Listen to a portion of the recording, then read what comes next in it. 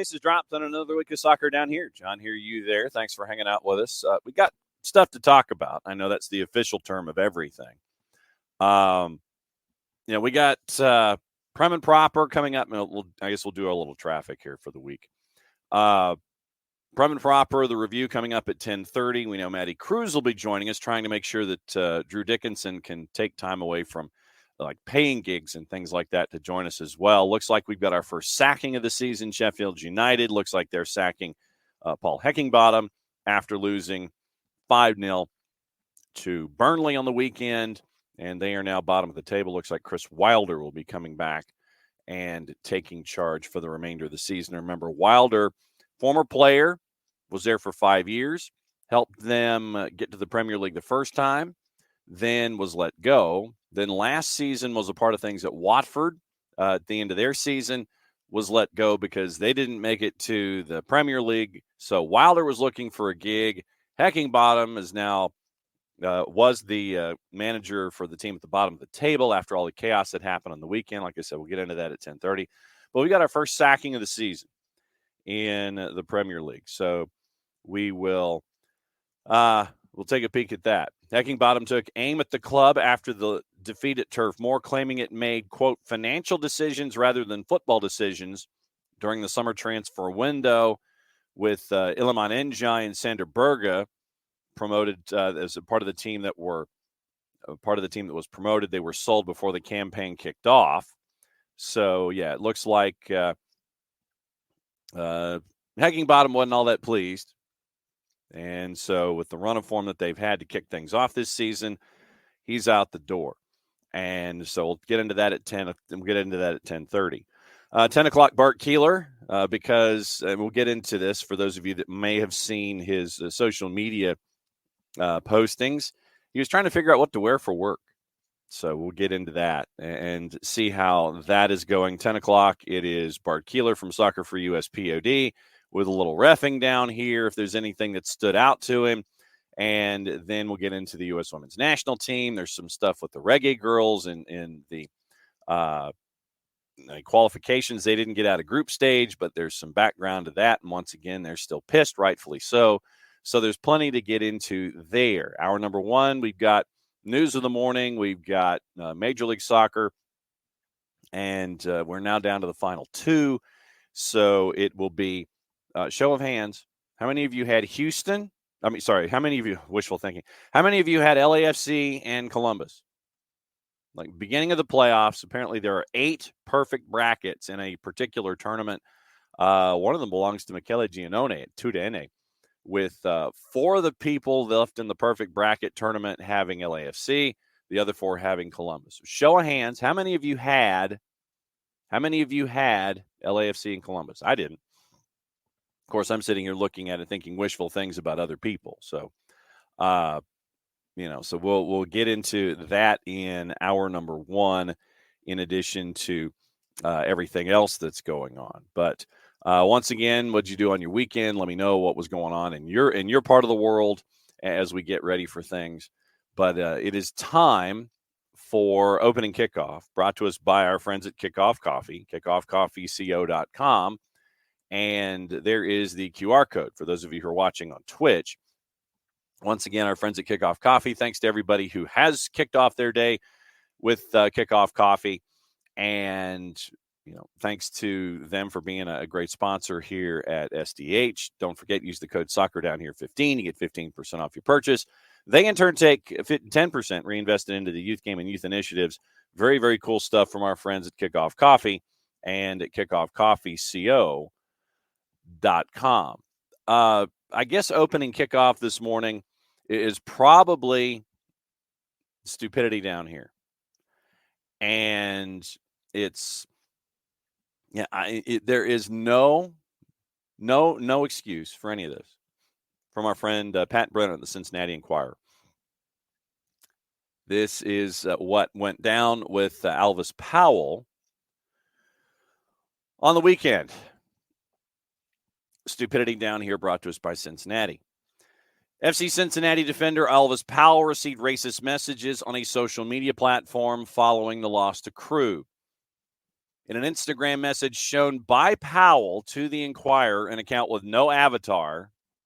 So once again, you have a social media courage and an IG warrior sending the following message to Powell. Quote, F you monkey because you own goal, end quote. The post also included animal, banana, middle finger, and other emojis.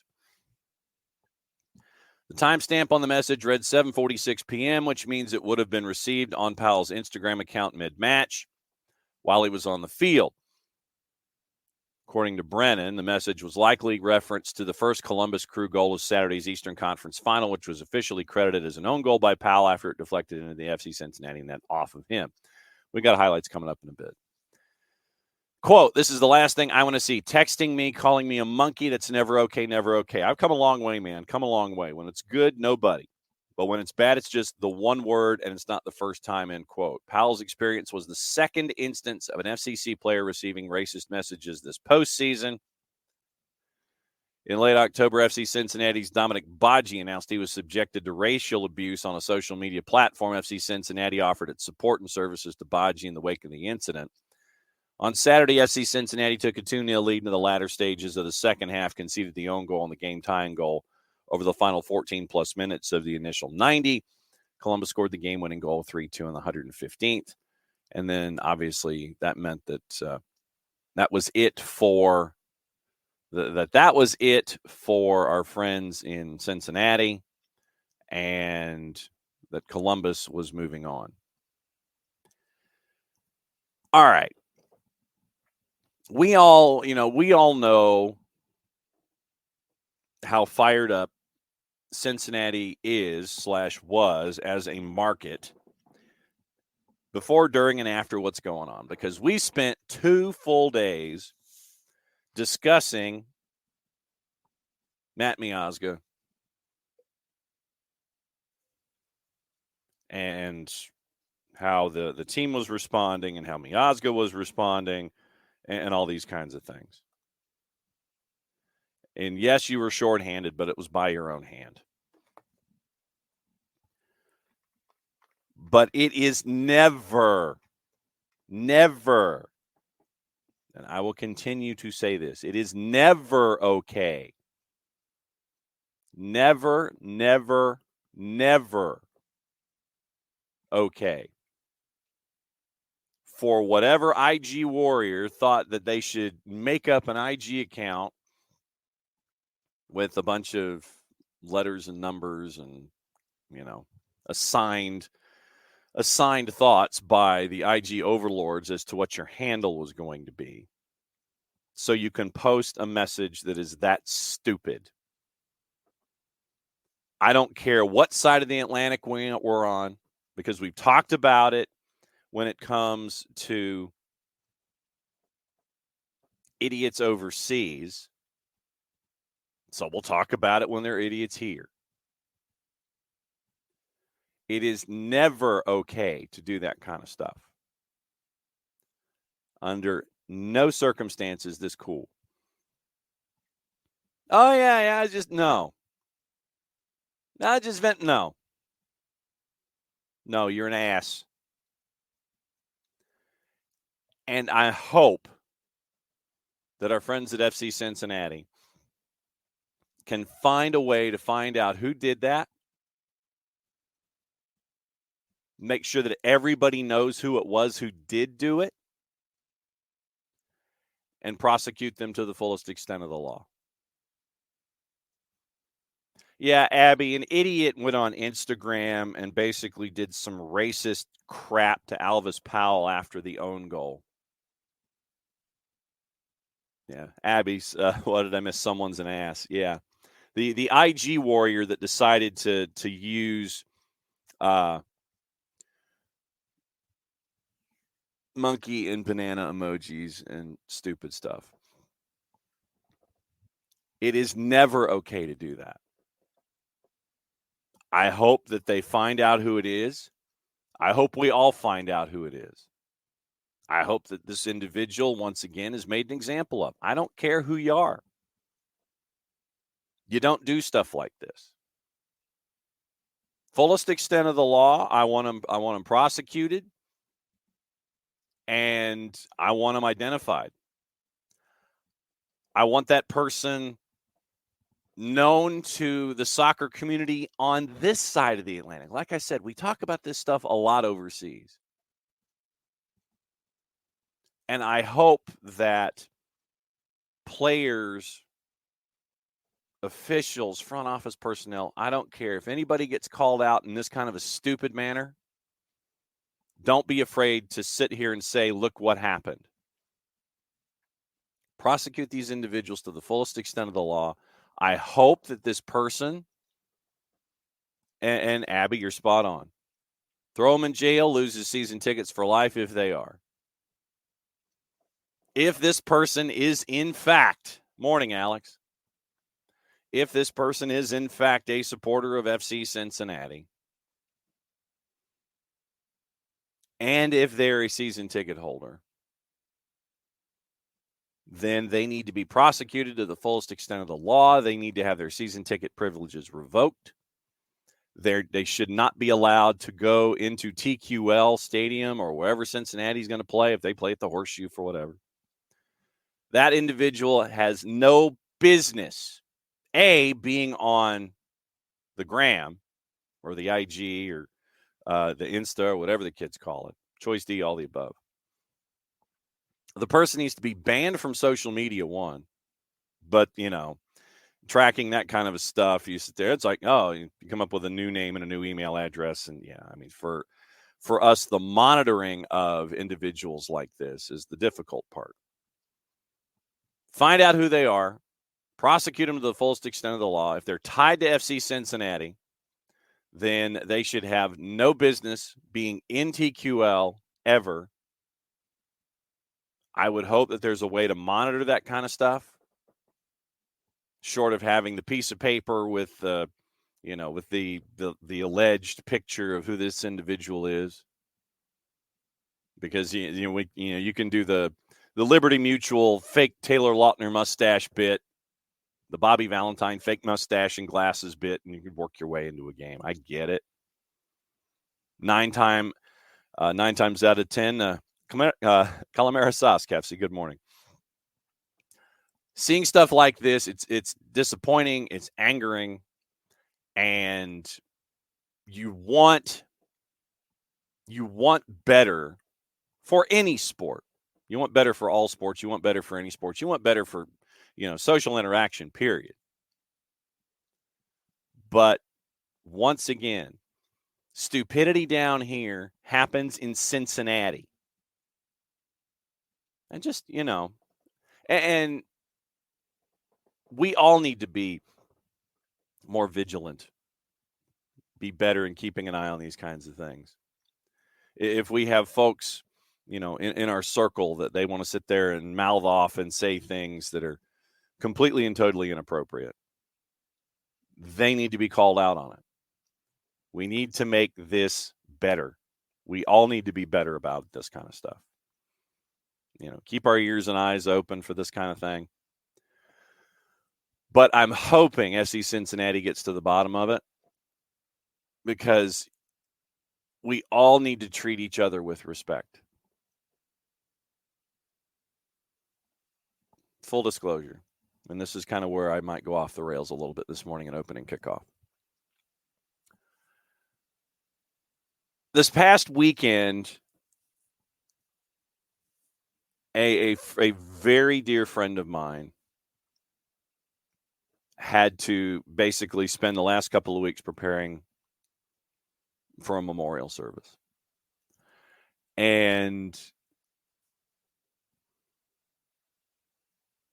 this individual went through everything from one end to the other with this really close family member of theirs. And they lost that family member. So the last couple of weeks, been very, very busy piecing together things, and the memorial service was yesterday.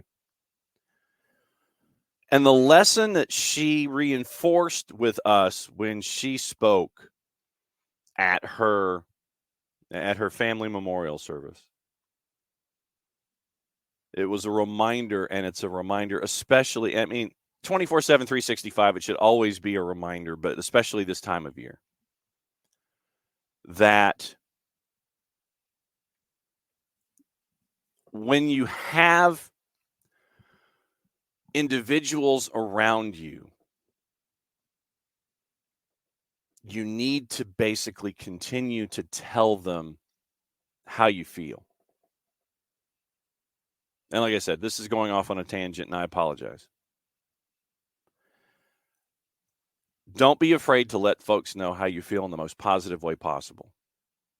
If you think somebody's hurting, let them know you love them. Let them know you love them more than you have in the past.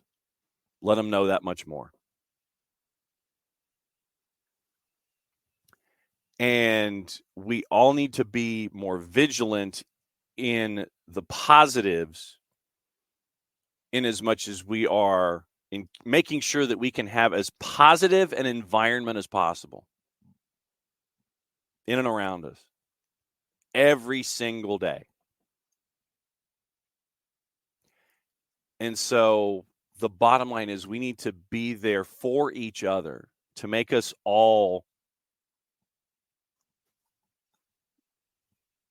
better each and every day about how we are toward each other, toward ourselves, and make sure that we all can take the same steps forward as a group. I've always been one to sit there and say that you never walk in front of somebody.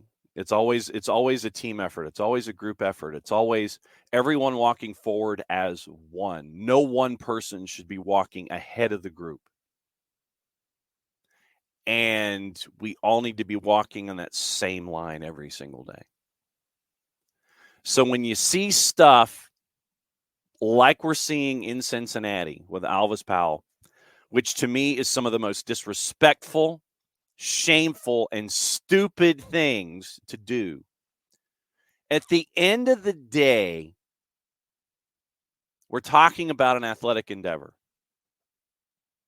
We're talking about someone who's busted their ass to become a professional athlete.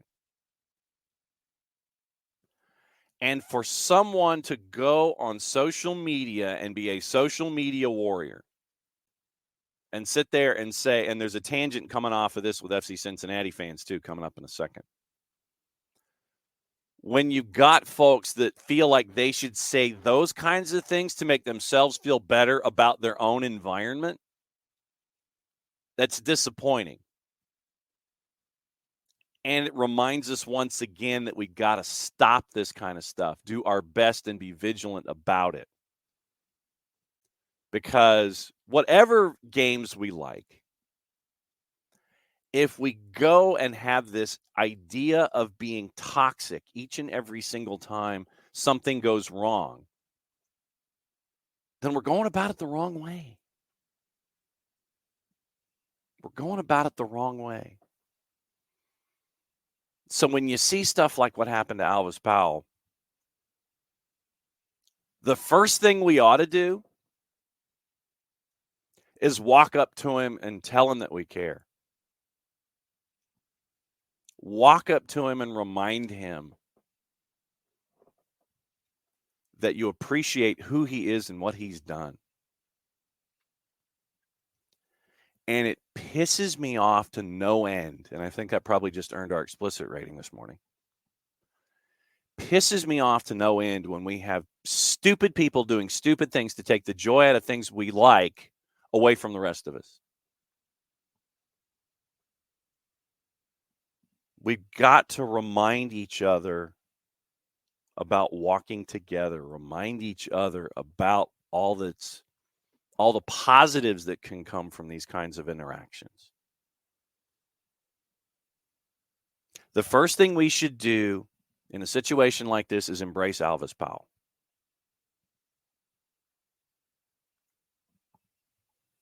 I mean, hell, reach out to him on social media. Tell him that stuff, doesn't happen in our part of the world, or that we're going to try our best to make sure that it doesn't. We're going to fight that stuff. And to FC Cincinnati fans, going back to what we were talking about a majority of the time on Thursday and Friday with Matt Miazga. First and foremost, there's a retailer in the Cincinnati area that wanted to capitalize on the Matt Miazga stuff. And they did T-shirts that said "Free Matt." I hope you enjoy the spoils of your idea. And I hope you feel really good about yourself because of that idea. It's a place that I've frequented and I've bought stuff from. But they decided they wanted to do Free Matt T-shirts. From that moment, they're not getting any more of my business. And they got a lot of my business. Folks that don't want to understand and they just want to sit there and just go, yeah, we'll cater to the, to that particular denominator of fan. And there have been some angry dudes on the social medias saying that the fix was in with Columbus and that, all of this conspiratorial black helicopter nonsense about how they're the persecuted and that they shouldn't be the accused and we should see the video and all these other kinds of things. Calm down, figure it out, and actually walk through what you're doing. Meticulously on this show, outside of opening kickoff, what we've always tried to do is give context to situations, to give it the journalistic approach that is sorely needed these days. We want to give context to things. We want to give depth to discussing topics. We want to make you think. We want to present ideas that we haven't had the chance to present. And that's why we get to do it 2 hours every single day. We couldn't do it without you guys. But when you have fan bases that seem to have a direct proportion to anger and success, it's something to keep an eye out for. And like I said, I know I'm all over the place with all these different topics, but it's all under the umbrella of FC Cincinnati this morning in opening kickoff. But the first thing we ought to do is embrace Alvis Powell. What we ought to do, in addition to that, walking the same line as him, don't do the stupid stuff. And I almost gave us the explicit rating again. Don't do the stupid stuff that folks feel like they need to do on social media to make themselves vent their anger and not understand larger pictures. Yes, when you're new to something, the proportion of anger in these situations when you feel like you're being aggrieved is probably direct. Amount of success, direct proportion to amount of anger when things go wrong. But that does not, under any circumstance, give anyone the right to do what they did to Alvis Powell. Doesn't give the right to do anything to, a center ref or any kind of official to sit there and go on social media, well, you F and F and F and F and F and this. We need to be more respectful of one another. We need to be there for one another more.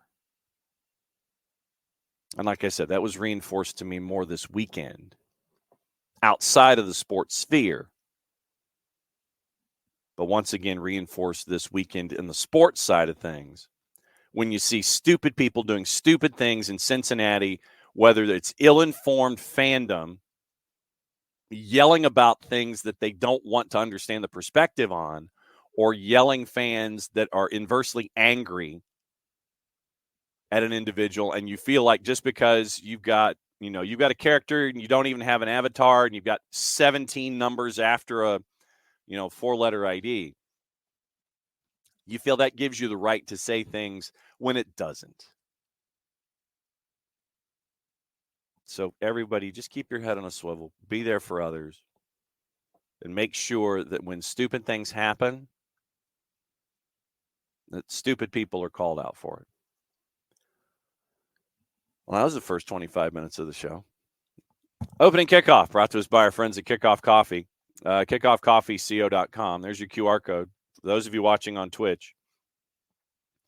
And don't forget to use the code SoccerDownHere15. You get 15% off of your purchase. They in turn take 10%, reinvested into the youth game, youth initiatives. Very, very cool stuff from our friends at Kickoff Coffee and KickoffCoffeeCO.com. Okay, Bart Keeler coming up top of the hour. And for Bart, it's going to be a variety of things. It's going to be reffing down here, U.S. Women's national team stuff, Reggae Girls. Olivia Moultrie made a debut. And it might even be a little Arsenal as we blend into Prem and Proper, the review at 10:30 for the last half hour of the show, 10:35 or so when Maddie Cruz comes in. I'm efforting Drew Dickinson so Drew can come in with a 3D on a Monday morning, which is what we all need. We all need 3Ds on Monday mornings. And we can vent our spleens appropriately about everything that's gone on this weekend. And I mean appropriately. And go back over the thoughts of the first 25 minutes. Michael Valverde, Cincy, and Columbus was a great match. The Cincy wins with a full complement of defenders. That visit, the ref's locker came back to bite the team. Think, Matt, think. And Kefsey, I am kind of saying text respect to 69050. Kefsey says you're not wrong. Kefsey's also had a recent loss.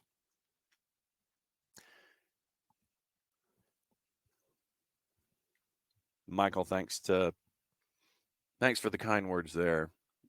Love you and the family. That's what we're here for. We're here to grow the game and do it in the best way possible. Tomorrow, Kevin Egan coming on at 9:30. Glenn Davis coming on at 10 o'clock.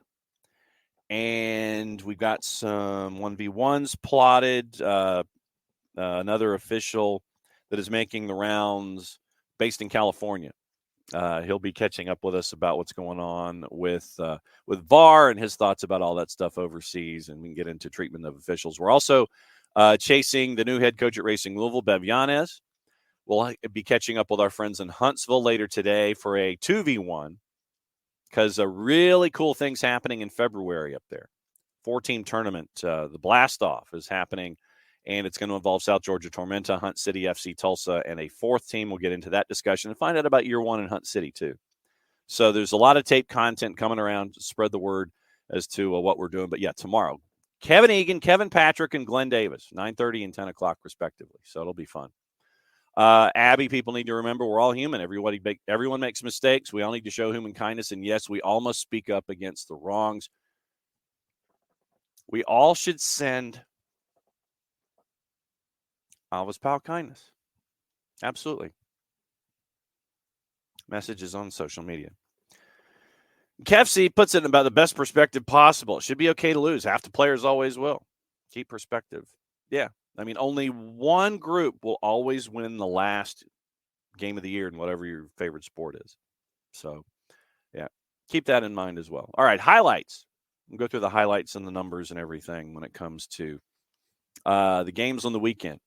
Hell is real. The conference final. Hell is real. The conference final. That was fun. I mean, I will readily admit that I did not anticipate that it was going to go. That it was going to go all of the ways that it did. Did not anticipate that it would go forever. Did not anticipate that you would have a match that would get out to the start that it would and then completely turn on itself by the time that things were done. And so that was interesting to say the very least when it came to Hell is Real, the conference final. They had to repaint the billboard, which I thought was, you anticipate that things like that are, see that kind of good-natured fandom. That's fun stuff for me. This may end up, because Lord knows this might end up being more like college football down here. And for those of you that missed the review, that's coming up later today. We'll catch up everybody on the CFP, and we'll get into that. But early on with the FC Cincinnati and Columbus, it was Open Cup hero Brandon Vasquez that got things started for Cincinnati on the day. And you figured that Cincinnati was off and running. Here is that opening goal, courtesy of our friends at Major League Soccer and Apple TV. Jake and TT on the call. That's what they want to do today. This is a bad giveaway by Farsi, who pens it quickly to Vasquez. Can he get the shot away? Vasquez!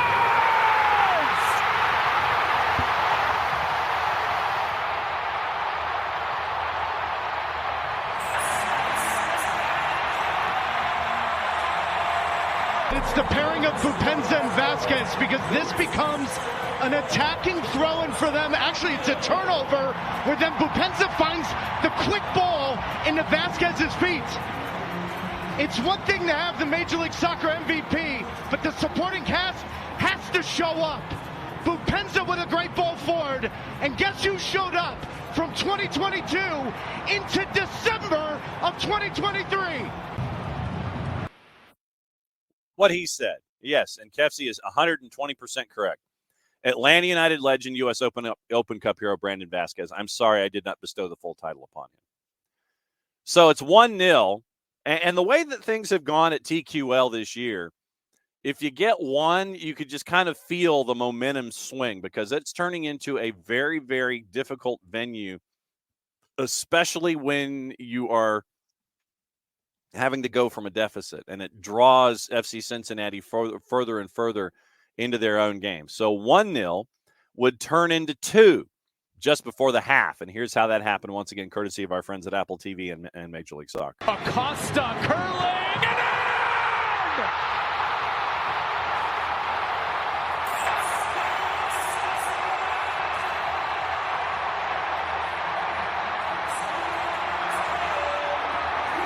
He's going to hit this direct, but no way. And they're caught a little flat-footed. This is inexcusable. The moment that ball touches, you've got to be rushing to get in front of Luciano Acosta. That half a second you wait, the clever bending ball in front of the rushing bodies in front of Patrick Schulte. So it was 2-0, and I cut that highlight off prematurely. So it's 2-0. And you're thinking, all right, this one could get completely and totally out of hand. Then the substitutes come in, and it was where, once again, we discussed the own goal. Christian Ramirez comes in and has an instant dividend, and it ends up being credited as an own goal to Alvis Powell, which created our opening kickoff this morning in the 75th minute. And so 9 minutes later, at 2-1, it turns into 2-2, and that's how this game turned on its head in the final 15-plus minutes. So 2-1 turns into 2-2. Christian Ramirez off the bench. To Wobodo, who's now going to sit in front of this back 7 of FC Cincinnati. Columbus throwing everything forward. Gressel, Ramirez. Oh, touching to Rosen. This is so good! What a goal!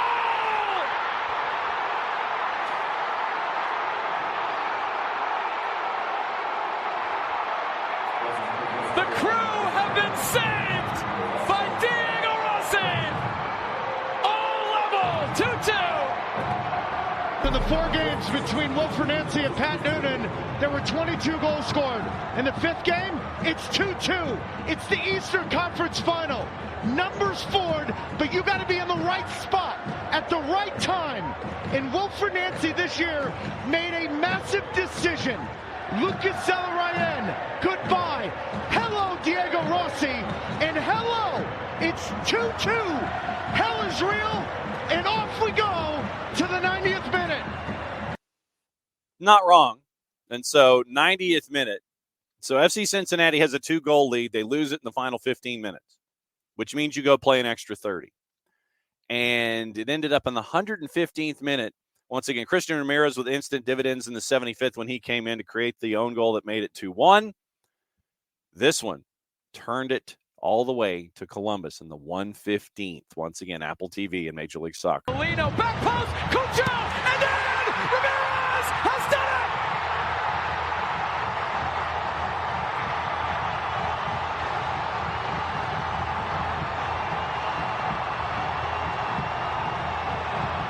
Yeah, but I want you to watch FC Cincinnati. And Gulo here is caught flat-footed. Kevin Molino's on top of the ball, top of the 18. And there's a run from Cucho Hernandez, the most dangerous player on the field for Columbus, and you let him run in, but to have the composure in this moment, to not be selfish. Take a bow, Cucho Hernandez, and take a bow, Wilfred Nancy. Down 2-0, no problem. In Cincinnati.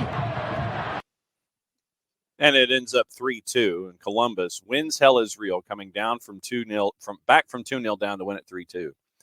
And they advance. On that particular play, a couple different things here. Great ball to Cucho Hernandez at the back post. And then Cucho, unmarked. I mean, there was a ring of green space around him.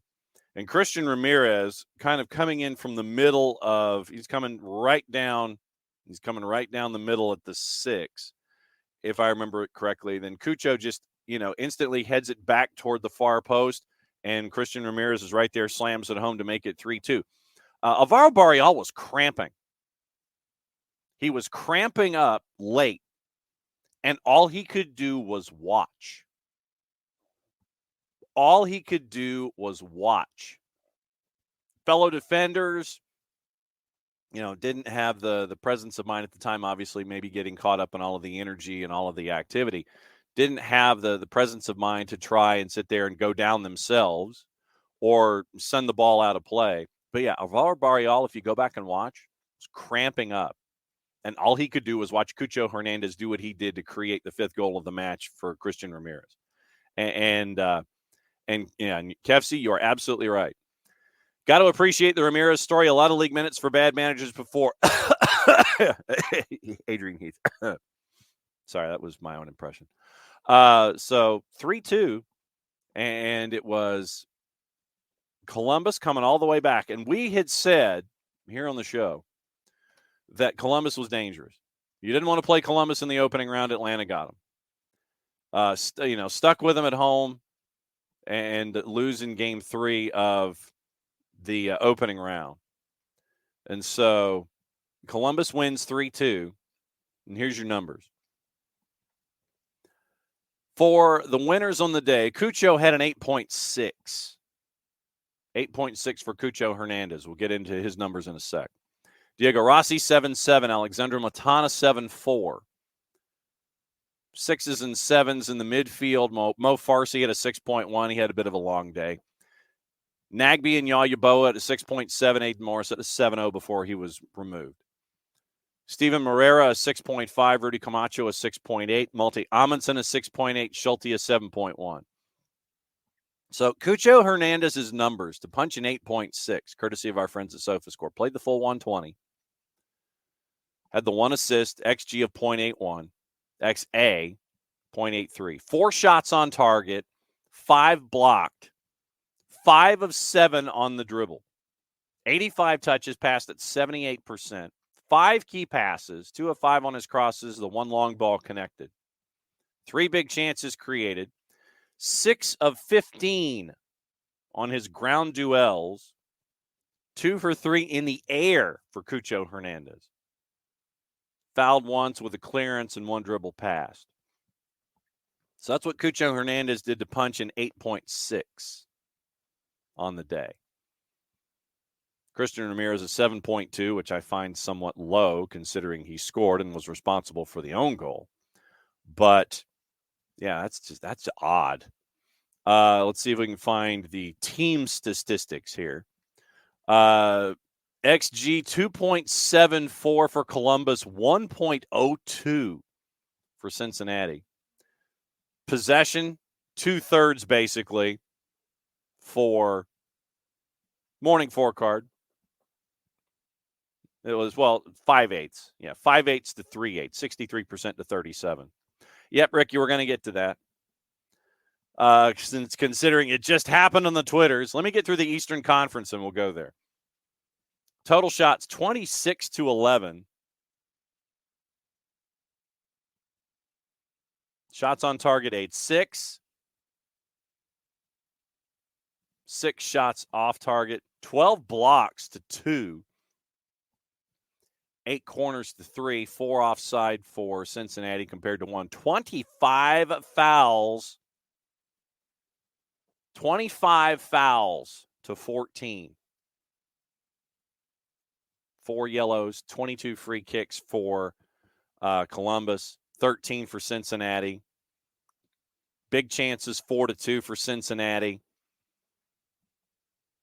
2 counterattacks, 2 counterattack shots. Shots inside the box, 17-5. 17 of the total 26 shots by Columbus in the 120 minutes inside the 18. Passing on the day, 88% to 81. And this is from the Cincinnati perspective, unless otherwise notified. 670 of 765 compared to Cincinnati, who was only 367 of 453. 312 more pass attempts on the day for Columbus in 120 minutes. 21 out of 39 long balls, 54 to 52%. 34 long balls completed for Cincinnati. 8 crosses to 2. 17 of 27 on the dribble compared to 8 of 14. Duels won is about 50-50, slightly more.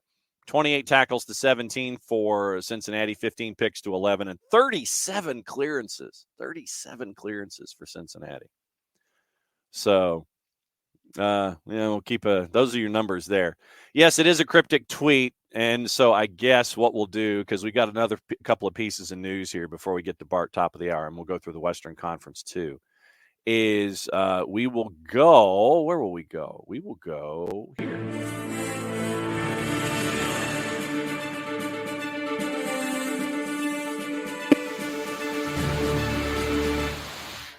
All right, cryptic tweet alert comes from Atlanta United.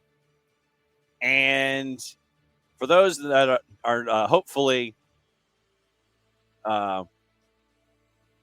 we don't want you watching the video that got released by Atlanta United. It's one of those little quick videos. But yeah, if you're behind the wheel, both hands on the steering wheel, please. We will describe the video for you. It is a shot of a locker. And someone with a water bottle half filled with dihydrogen oxide. And they take the water bottle out of frame, throw it into the locker, and it lands on its base. So they flip a water bottle, and it lands inside this locker with a Five Stripes kit. Hashtag Five Stripes don't stop. So, what do you think? You're an Atlanta United fan, and you think a jersey and flipping. What or whom in the Atlanta United universe has been known for flipping? John De Silva, maybe? Considering he's been doing his Ozzie Smith impression when he scores. So we'll keep an eye on that. So it's a jersey and flipping from Atlanta United. So we'll see what is up with that. And traditionally, the way that this works is in about 10 minutes, we should have news one way or the other. Speaking of news, Philadelphia has announced their roster decision. Options exercised, and everyone, okay, guaranteed players. Let's do it this way so there's no. Barabo, Blake, Bueno, Craig, Elliott, Gazdag, Glesnes, Harriel, Macanya, Jose Martinez, Mbaizo, McGlynn, Gabo, Perea, Pierre, Real, Sullivan, Ua. Guaranteed for 24. Options exercised. Julian Carranza, Chris Donovan, Leon Flock, Damian Lowe, Jeremy Raffanello, Joaquin Torres, Holden Trent. Players out of contract. Alejandro Bedoya, Joe Bendick, Kai Wagner. Option declined. Anton Sorensen on loan. Richard Odata. The club mentions that they are in ongoing conversations with Ali Bedoya and Kai Wagner. So, that is your Philadelphia. That's your Philadelphia notes. Interesting considering what the conversations were, where 7 weeks ago, Ernst Tanner basically says that Alejandro Bedoya is not coming back. And head coach Jim Curtin says, I think there was a miscommunication there. So we'll see. We'll see what happens in Philly with Alejandro Bedoya and Kai Wagner. Wagner, you'll remember on his gram, basically waved adieu to you in Philly, saying that this was going to be the last part of his time in Philly. So part of you wonders if the notation in the press release for players out of contract and saying that you are still in negotiations with Bedoya and Wagner, if that is just something akin to, we're going to say this technically so we can come up with a final decision, and then you would have teams sit there and go, well, we just couldn't come up with an agreement. So technically they're out of contract, but you can say that you're having bona fide offers alleged and ongoing conversations, that kind of a thing. So that is where Philadelphia stands. And I know that a lot of us here in this part of the planet are wondering what the decisions are with Atlanta United. And so when we have updates, we'll go from there. Also news out of the TST, the 7v7 added their highest stakes event ever, a women's tournament for $1 million. 8-team women's tournament for $1 million, 48-team men's tournament for $1 million. 2 $1 million goals, June 5 through 10 in Cary, North Carolina. So, women's tournament for $1 million as well. 8 sides for $1 million on the women's side, 48 on the men's side. So, $2 million now in play at the TST. Very cool stuff. So we'll see what happens. We'll see what happens there. Yes, a lot of you are thinking that it's Shande Silva. Kefsi was hoping he would. No brainer. First person since someone else who's had the stadium chant his name. And we all know what he can do. Sight to behold. So Abby wants to know what's up with Miles. They're hoping that they can get the contract back. And so we'll keep an eye on, once again. So traditionally when you come up with a 5 stripes don't stop, it comes up top of the next hour. So we'll see what happens there. Just do not be surprised at 10 o'clock or shortly thereafter what's going on with Atlanta United. All right, let's go through the Western Conference quickly and go through the goals there, and if there's any other breaking news that'll hit us between now and whenever. It was 2-0, and Houston, and I will say this, you had some great keeper play at times from both Steve Clark and from Maxime Crépeau. But at the end of the day, and like I said, we'll talk to Glenn Davis about it tomorrow at 10 o'clock. Since his people have caught up with our people, and we are catching up with Glenn on back-to-back weeks. Just before the half, traditionally what you want to do is you want to sit there and you want to get to 45 if you've been fighting, scratching, and clawing. And Houston got to 44. Here's what happened. Signal by Vela. This ball swung and save, and the rebound is buried home. Hollingshead and LAFC with a 1-0 lead.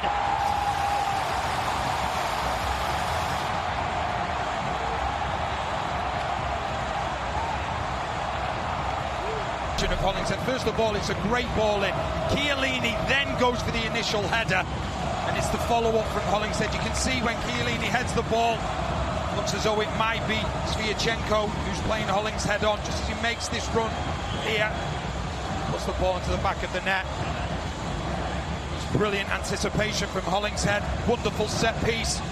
Good save initially from Clark, but he can't do anything about the rebound. And then goes to Hollingshead. He's in the right place to get the goal that he deserved for his effort. Signal by Vela. This ball swung and save, and the rebound is buried home.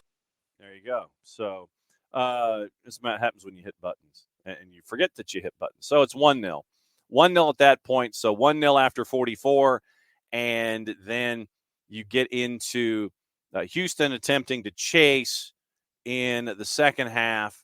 You end up with some substitutions. Ibrahim in, Teenage Hadibi in, Ulfarsson and Brad Smith in, and Bogish in for Vela after 77 minutes. So Ben Olsen was chasing at that point, and it ended up once again with 10 minutes to go with goal number 2 happening for LAFC. Bouanga has a step on Herrera, fires that ball across. It deflects out, and the corner is earned by Bouanga and LAFC. And then we just see what Bouanga is capable of. Goes past Herrera, but then it's good positioning. He'll be in Columbus next week. That's where we know the final will be. The Crew with a come-from-behind win. This is Vela once again firing. Stopped by Clark. Follow-up try, and Clark's got that as well on the rebound shot by Bouanga. By Dorsey, Houston player. It's a good strike, good save from Clark. And then Bogish again. Switch to the left. Waiting on this. Danny Bouanga.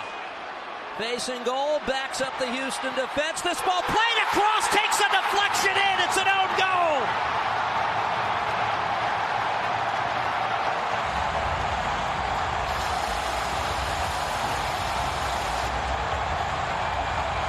The play that just may have solidified LAFC's place in a second consecutive MLS Cup.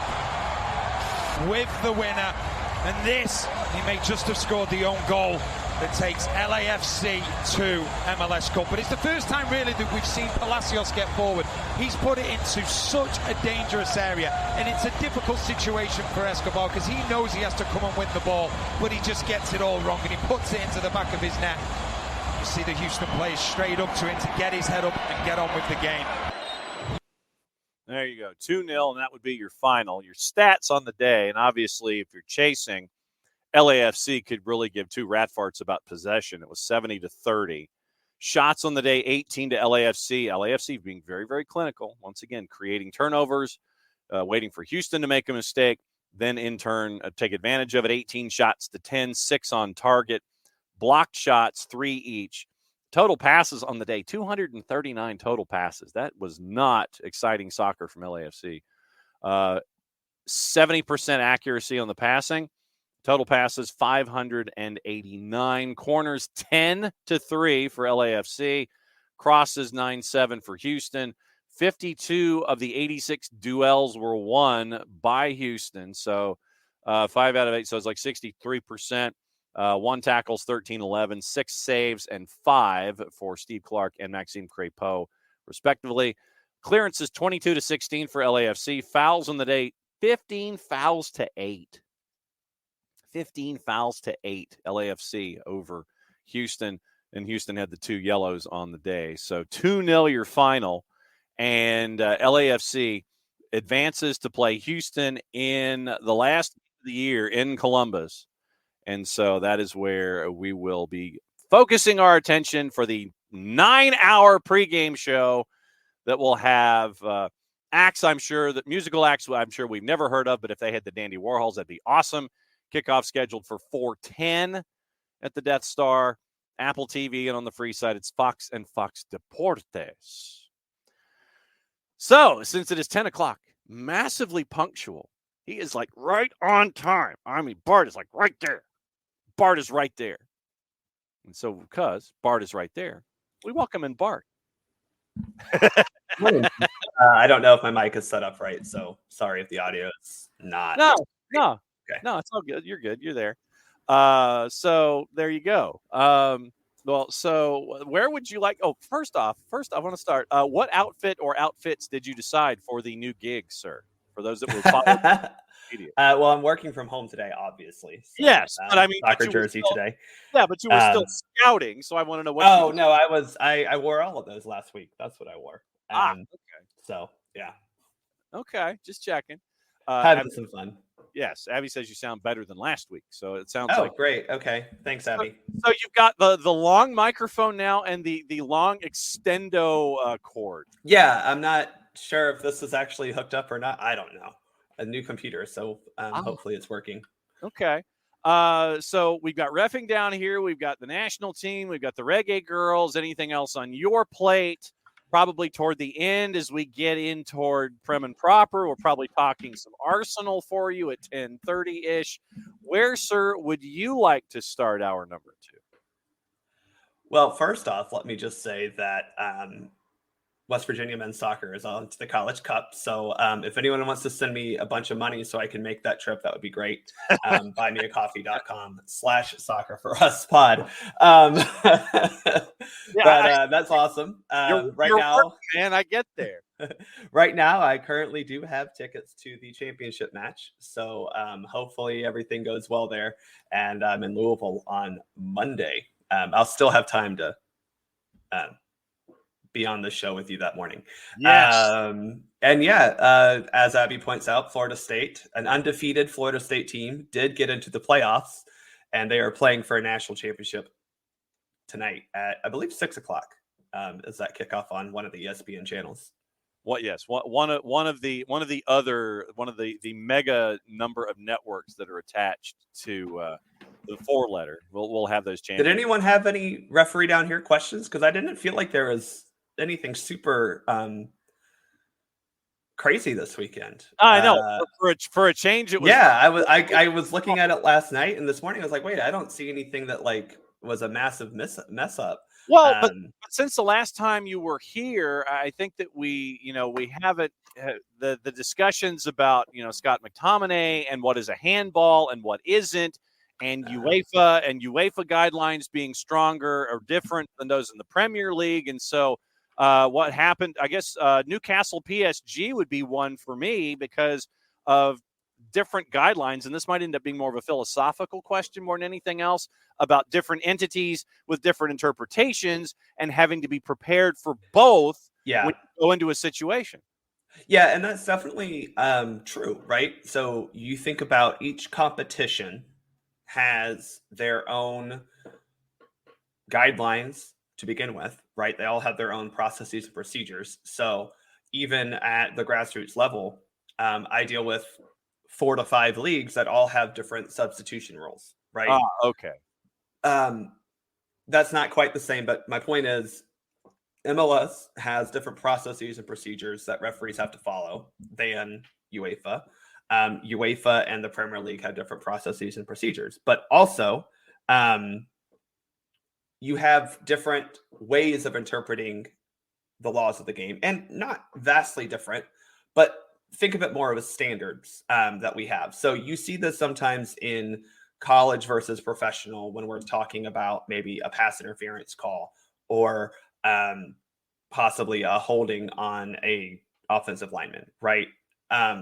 You may have certain things that a referee crew or referees at this level are told, hey, we don't want to emphasize this, or we don't want to call things like this. So for the handball, you are looking at possibly different, I don't want to say standards necessarily is probably not the word to use there, but different levels of severity. Let's just put it that way. Okay. Especially when it comes to VAR, right? Where the Premier League loves to use VAR to re-referee everything, it seems. A lot of, sane soccer competitions don't want to use VAR as something that is re-refereeing a situation. So when we are looking at a handball specifically, a clear and obvious error is clear and obvious, right? So maybe a handball it needs to be clear and obvious, and there are certain standards of, did they make their body bigger? Where exactly on the arm did it hit them? Remember, anything above the armpit basically is allowable. So those are different instructions that we've been sent down from higher up, and it does change. So you do have to kind of adapt. But I would also say UEFA tries to normalize it so that all of their member federations can use a better standard, right? Or a more consistent standard. But we do have the Premier League that decides that they're just always different and no better, even though they repeatedly show that they kind of don't get it right. Also, breaking news, John, drop that sounder. Okay, hang on. See, it's like, I was like, man. I know, I'm sorry. Because I was looking at the breaking news myself, and I'm like, oh, okay, so here we go.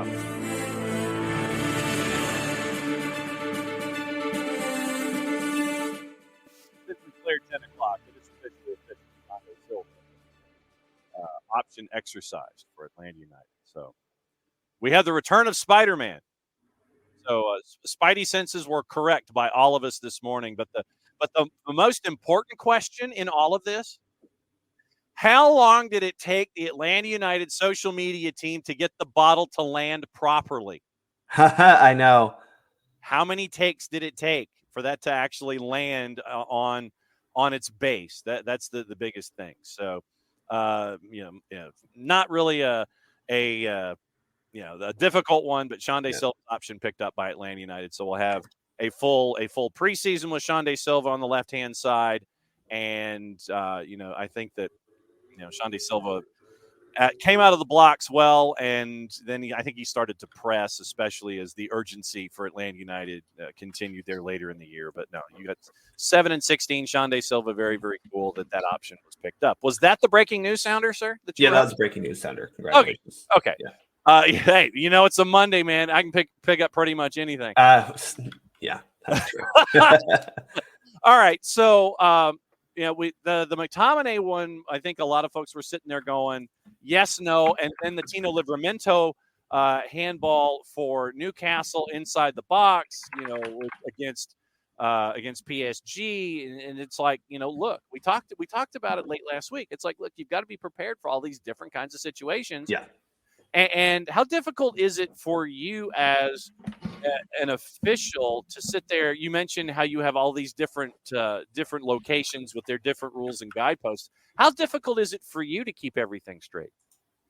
Oh, I'm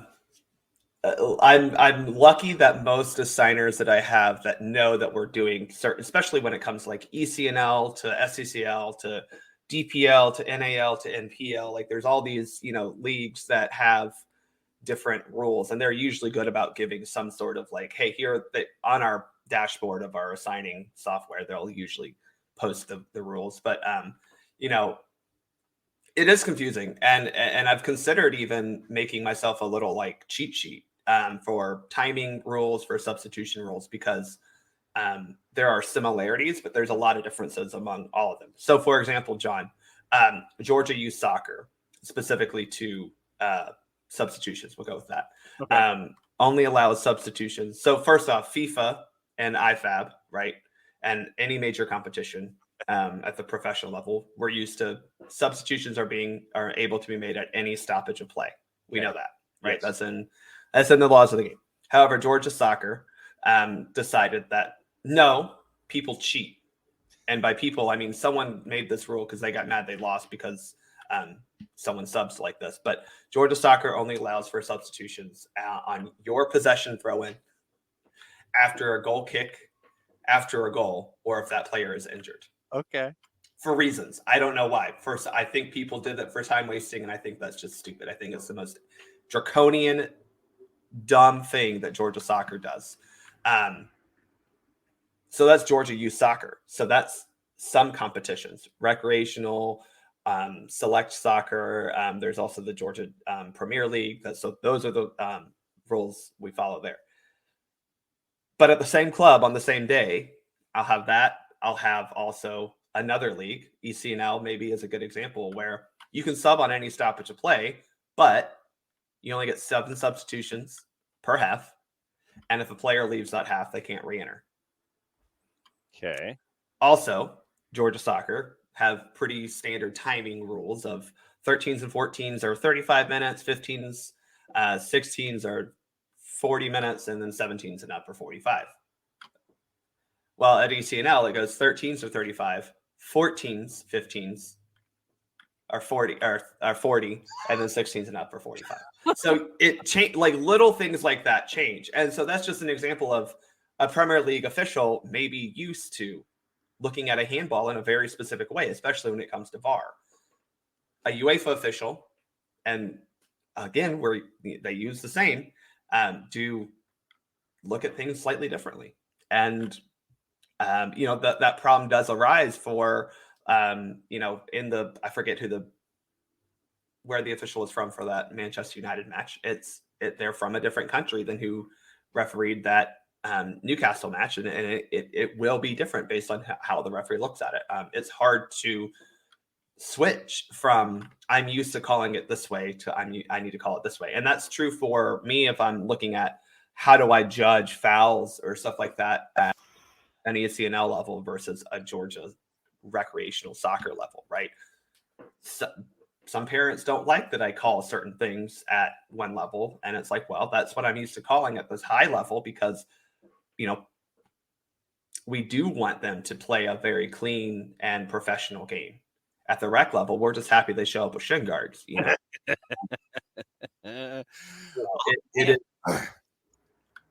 All those rules make my head hurt, man. Yeah, they are confusing. They are complicated. All right, I got a couple of other things. I mean, I mentioned Alvis Powell this morning about more stupidity down here, and we'll get into abuse and stupidity in a second. When it comes to playing advantage, what goes through your mind when you are trying to process, okay, I'll blow the whistle immediately, I'll let advantage go? What are your parameters mentally when it comes to doing something like that? There's a follow-up reason that I'm asking. Well, if you ask a certain coach at a certain club I referee for, he'll say that I never give advantage because he yells at me every game for it. And I think he has a very different connotation and understanding of what advantage is than I do. Because I do give advantage. I try. Most referees will try to give a beat to see if the ball squirts away or goes to a teammate. But just being in possession is not advantage, right? We need to see some sort of attacking play possibly develop. So a ball going backwards, probably not a good time to call advantage. If a ball goes sideways, even maybe not an advantage. So, it's also hard when we're looking at the play, right? And there's a whole bunch of players in front of us doing all these off-ball movements. Well, I can't see that if I'm looking at, the right sideline and there's a foul on, say, the right back, right, as he's about to try to kick a ball to the left winger. Yeah. I'm looking at this play here. I can't see that the left winger and the forward are making these, diverging runs that are going to lead to a chance on goal. I can't see that. But I can look at the foul here and then I kind of try to turn my head. And if I don't see something happening immediately, well, why would I give advantage just to have other problems arise? So it is, something that all referees struggle with because I think our idea of advantage, and this is where playing the game comes in to help because, I have an idea of what advantage should be. But coaches seem to always disagree, but that's because they have a different view of the game, literally and philosophically. There's also times where we don't give advantage because of a serious foul that needs either some sort of discipline, right? Either booking or some sort of conversation. Possibly, it's not in a great position to actually give an advantage. So there's a lot of different factors you consider, but usually you try to wait a beat before you blow that whistle. However, sometimes, like I had a game this past weekend where I probably could have played on for an advantage, but there was a really harsh foul on a kid. And I was like, no, we're going to stop this right now. It was also not a great advantage. It was going to be like a ball going toward the corner flag. So not like true advantage, right? But a guy just got taken out on the sideline. His teammate kept the ball, but I was like, no, we're not doing this. We need to address the situation right here because if I don't, we're going to have problems. And that's the other thing where parents get really involved in this. And they, as I always say, parents are the worst thing that happened to youth sports. They all want the foul to be called immediately whenever there's the slightest bit of touch on someone. Mm-hmm. And as an AR, I usually caution parents and say, we have to have a second to get the whistle to our mouth. We can't just yell foul. We have to put that whistle to our mouth. And it's not like playing pickup hoops where you sit there. Right. Foul. Yeah, you fouled me. No. And parents they can yell foul as quickly as anyone. I think they anticipate yelling foul before the game even starts. They're just ready. Yeah. Whereas, we have to see the foul, go, is that a foul? Is there an advantage? Okay, now I'll blow my whistle. Okay. The reason I ask, halftime, by the way, with Bart Keeler from SoccerForUSPod at Bartimus Prime 19 on the 280-character app. Reason that I bring up advantage is because this morning, and this probably could have been a part of Prem and Proper, but the FA has been urged to launch an immediate disciplinary investigation into Erling Haaland's tirade at Simon Hooper and subsequent outburst on social media. Hooper appeared to allow advantage, but then pulled play back for a foul when Haaland sent Jack Grealish forward in the 95th when the match was tied at 3. So I saw this pop up on my timeline too, and I don't remember watching this in person because Tottenham was playing and I was watching them and they were losing. And I was like, well, I'm not going to make Tottenham make me mad because I hate them as it is. So I stopped watching it, and lo and behold, they came back and got a point. So thank you, Tottenham. This was a weird situation. This goes back to that whole what is an advantage thing. So there was the referee, you could kind of saw a foul on Haaland in the very initial kind of buildup of the sequence, right? You can see him kind of put his whistle to his mouth, and then he says, oh, there is an advantage, right? The ball, it was a very quick, short back, long type of, we do this in practice almost every day. And the referee sees that and goes, oh, nope, play on. What appears to have happened, and we don't know, and this is when I would like to hear the comms on, is it's possible that Grealish was actually in an offside position. And in this case, we don't want to penalize that team who was fouled by giving them an advantage and then going, oh, but you were offside. Well, that sucks for you. So in an effort to not have that controversy, because as you know, we're, especially in a situation like that, we're not going to put the flag up and call offside immediately, right, John? We're going to wait. Yes. There was probably some cons of like, I think he's offside or he's offside. And we've heard this before where we go, okay, he's offside, but you can hear the comms. Okay, but we have to continue to let play go just in case something happens. So in this case, it was he's offside. Okay, we'll blow the whistle for the foul. Again, maybe I don't think it was a definitive offside, so that may not be the best explanation, but it seems like that was kind of what happened. Because otherwise, it doesn't make sense to have called the foul there. But it's also possible that the referee just messed up, and that sucks, but that doesn't mean you get to have a full-on investigation because, when a player misses a shot, we don't go on and replay the whole match because they had a little mess up. This was not a thing that took away a goal either. This was just something that happened literally at midfield. So I don't understand the hate that Man City has for this referee right now. And also, I'll just remind Man City that they have dodged every financial fair play allegation. So if you want some sort of sympathy from anyone, you're not going to find too much of it. Okay. But the point is, it could have been a mistake. Yes. It could have been that he should have allowed advantage. However, should have, could have, and did are all three different situations, right? Yeah. He didn't.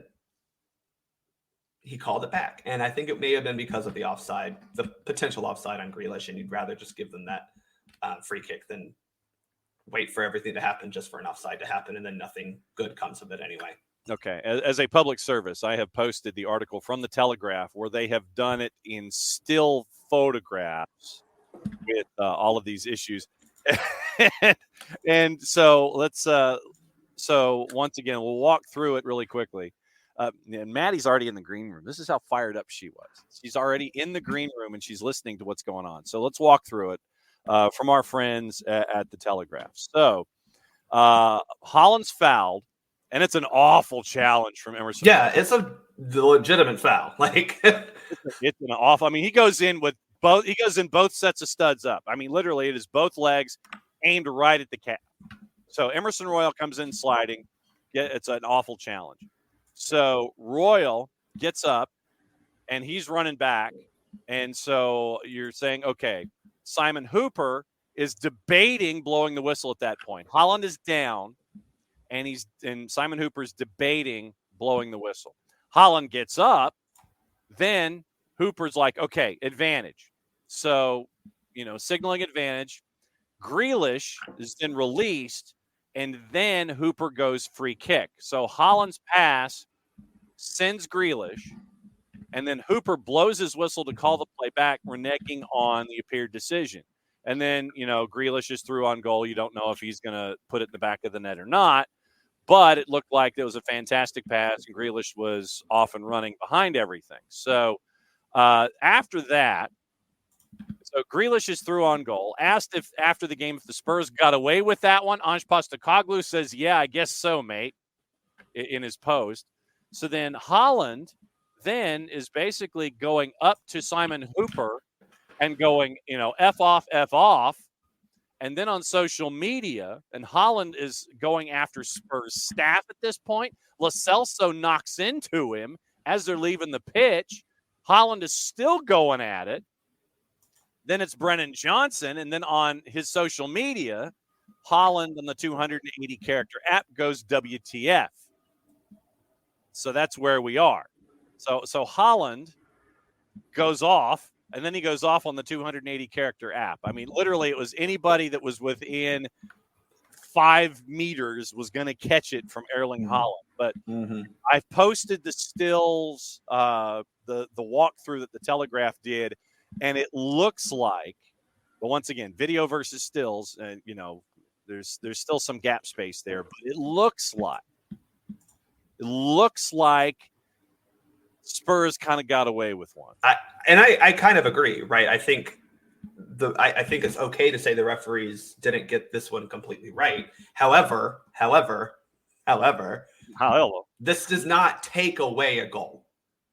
And I like that's the thing that Holland and Man City they don't really have a defense. It's not like Hooper took away a goal from them. He took away a potential opportunity, right? Yes. That's all this was. There's no guarantee that Grealish, A, gets in on goal, B, scores a goal, or C, does anything productive with the ball that he's played. So I understand the frustration. I can only give you why I think maybe they did call the foul eventually. But at the end of the day, this did not result in the denial of a goal. It denied the possibility of a goal scoring opportunity. And again, this happens all within the center circle, basically. Yeah. So it's not a given that anything was going to come from this outside of possibly a ball going to Grealish. Matty Cruz, Prem and Proper, the review coming up in another couple of minutes here on SDH on a Monday.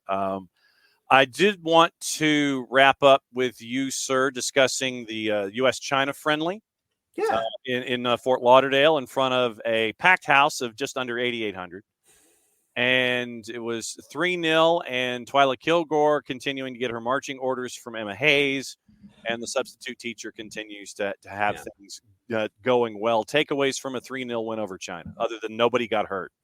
Well, I think the biggest takeaway was the starting lineup, and specifically the formation. It wasn't necessarily always a 4-2-2-2, but it was a formation change and just a slight difference of what we were seeing. And again, I think this is something that USWNT fans were frustrated at Blackco for, is the insistence to continue to play a 4-1-2-3, right?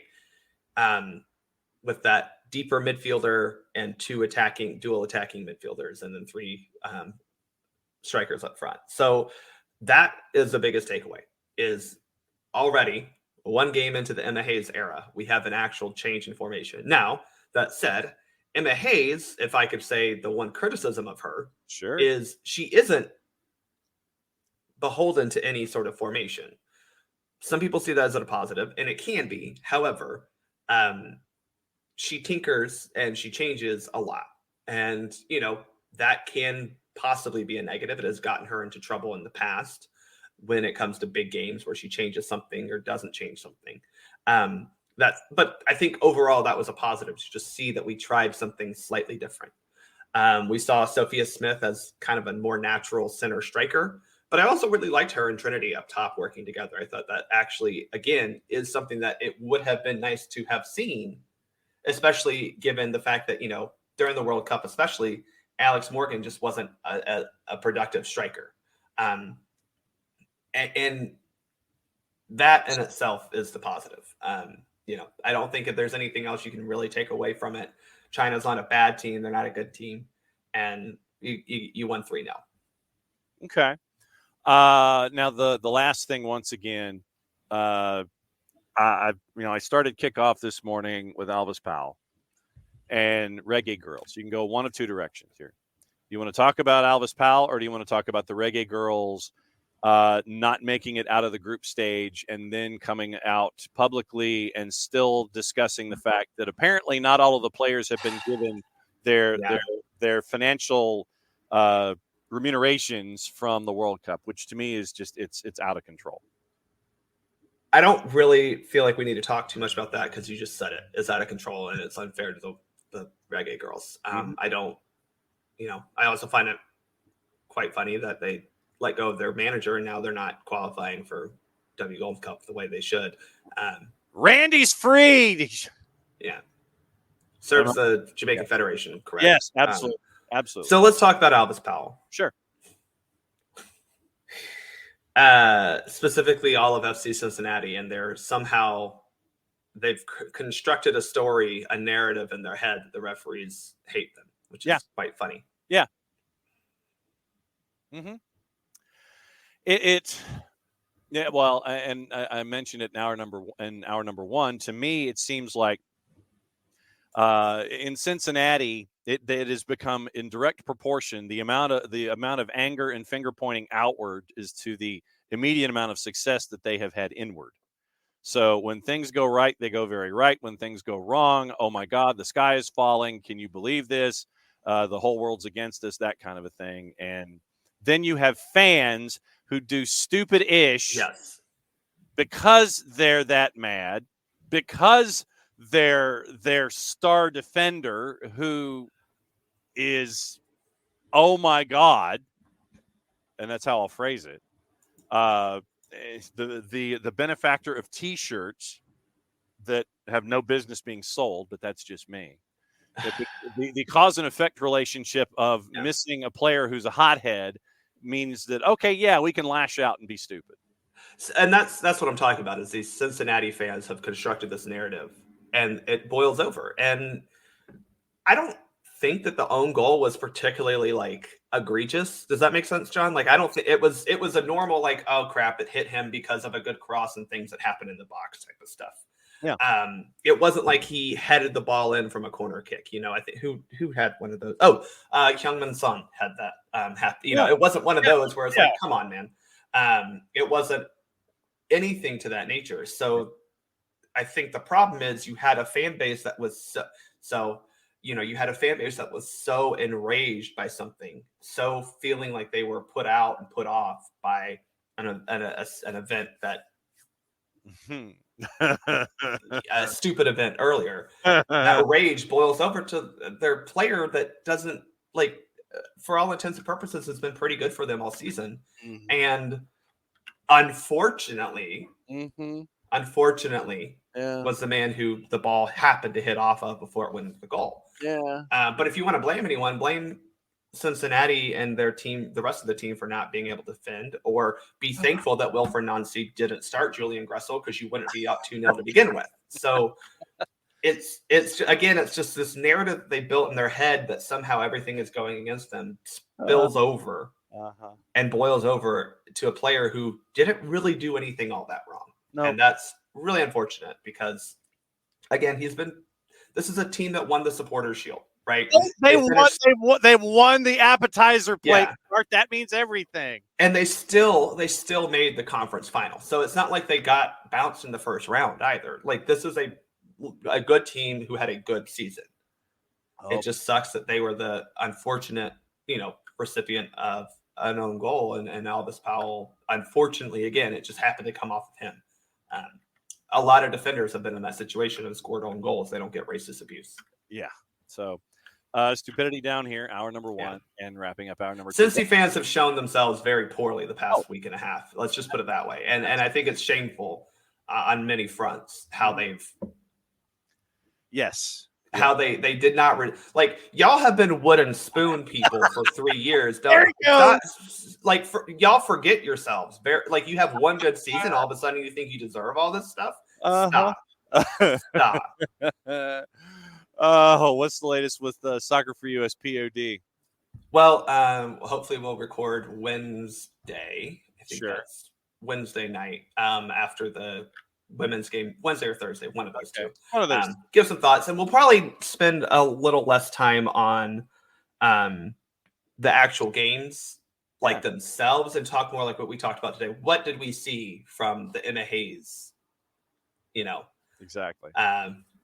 Not focusing on the game itself, but focusing on the big picture of what did we see from Emma Hayes? What do we expect now? I think the other question, John, and it's in my show notes as I go, the 10 players who were not part of this squad, who were part of that World Cup squad. Right. What do we think? Because there are some players on there that I'm not sure what the future holds for them.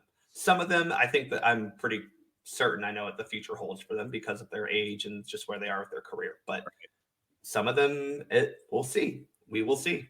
Yep. All right. So it's Bartimus Prime 19 at SoccerForUSPod with a little bit of reffing down here. We'll get to learn about Advantage today and what goes through folks' minds and another round of stupidity. It's tough. Advantage is tough. That's all I'll say. It is. And so since it's the handoff on the hot tag, we'll bring Maddie in as we get ready for Prem and Proper, the review. So we have Hi, Maddie. Bye, Maddie. Arsenal and Newcastle on the same screen at the same time. Yeah. One of us is top of the table, so. Listen, I'm just happy that we won against Man United this weekend. I'm just content. I'm thankful for that as well. So you're welcome then. I see how this works with you too. All right, Bart, we'll catch up with you and looking for SoccerForUSPod later in the week.